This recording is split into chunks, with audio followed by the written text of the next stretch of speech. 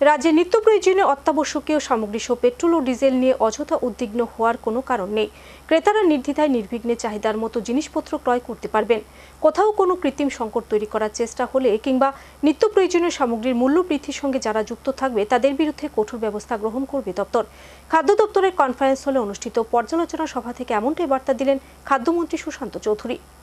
রাজ্যে পা রেখেছে বর্ষার মৌসুম, আর রাজ্যের ভৌগোলিক অবস্থানের জন্য প্রায় সময় সড়ক পথে যোগাযোগ ব্যাহত হয়। এ সময় বর্ষাকালীন মৌসুমে রাজ্যে নিত্য প্রয়োজনীয় সামগ্রীর মূল্য সহ পেট্রোপণ্য এলপিজি সিলিন্ডার সরবরাহ যাতে স্বাভাবিক থাকে সে বিষয়ে রাজ্যের খাদ্য ও জনসংভরণ দপ্তর আগাম উদ্যোগ নিয়েছে। বর্ষাকালীন মৌসুমে প্রাকৃতিক দুর্যোগের কারণে যান চলাচল ব্যাহত হলে বাজারে নিত্য প্রয়োজনীয় সামগ্রীর মূল্য কোনোভাবেই যাতে স্বাভাবিকের চেয়ে বৃদ্ধি না পায় এবং অত্যাবশ্যকীয় সামগ্রীর কালোবাজারি প্রতিরোধে রাজ্যের খাদ্য দপ্তর সচেষ্ট হয়েছে।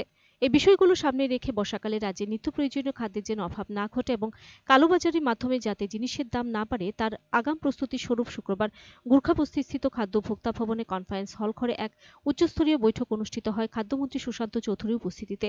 এই গুরুত্বপূর্ণ বৈঠকে অন্যান্যদের মধ্যে উপস্থিত ছিলেন খাদ্য জনসংভরণ ও ক্রেতা স্বার্থ বিষয়ক দপ্তরের সচিব, অধিকর্তা সহ অন্যান্য যুগ্ম অধিকর্তা, উপ অধিকর্তা, সদর, চিরানিয়া, বিশালগড়, মোহনপুর মহকুমা শাসকগণ সহ ব্যবসার সাথে জড়িত বিভিন্ন সংগঠনের কর্মকর্তারা।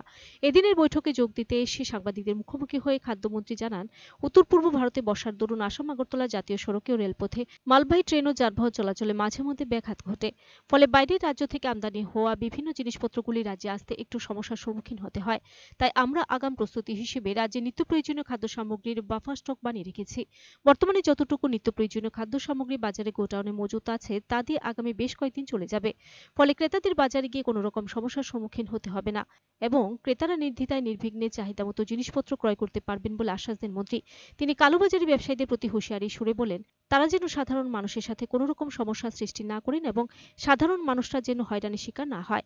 খাদ্যমন্ত্রী এদিন কালোবাজারি ও মজুতদারদের প্রতি তীব্র হুঁশিয়ারি দিয়ে বলেছেন, কোথাও কোনো রকম কৃত্রিম সংকট তৈরি করা যাবে না। নিত্য প্রয়োজনীয় সামগ্রী মূল্য বৃদ্ধির সঙ্গে যারাই যুক্ত থাকবেন তাদের বিরুদ্ধে কঠোর ব্যবস্থা গ্রহণ করবে খাদ্য দপ্তর।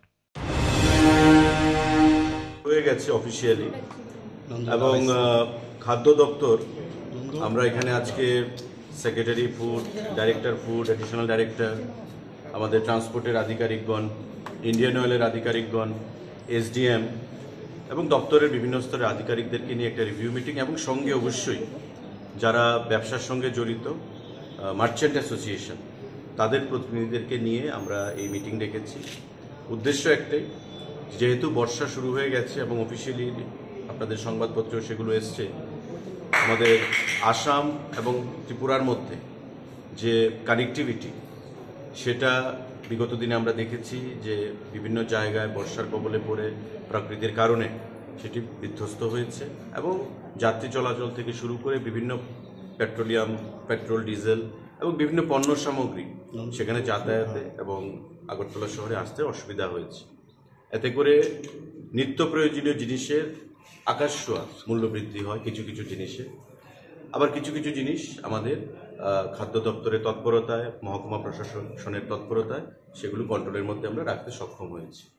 তো সে বিষয় নিয়ে যাতে আগামী কয়েক মাস এই বর্ষার মরশুমে কোথাও যেন দ্রব্যমূল্যের বৃদ্ধি না ঘটে, যেগুলো মানুষের ধরাছোঁয়ার বাইরে থাকবে এমন যেন পরিস্থিতি না হয়। কারণ আপনারা জানেন যে আমাদের দপ্তর থেকে, মহকুমা প্রশাসন থেকে প্রতিনিয়ত আমাদের যে রেড কর্মসূচি চলছে, পেনাল্টি ইম্পোজ করা হচ্ছে, যারা অনৈতিক কাজের সঙ্গে যুক্ত, অসাধু ব্যবসার সঙ্গে যুক্ত তাদেরকে ডেকে এনে সেখানে ফাইন প্রদান করানো হচ্ছে।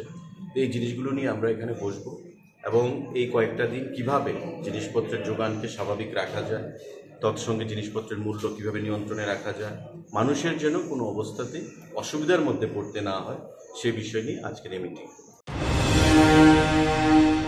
Video report, search India.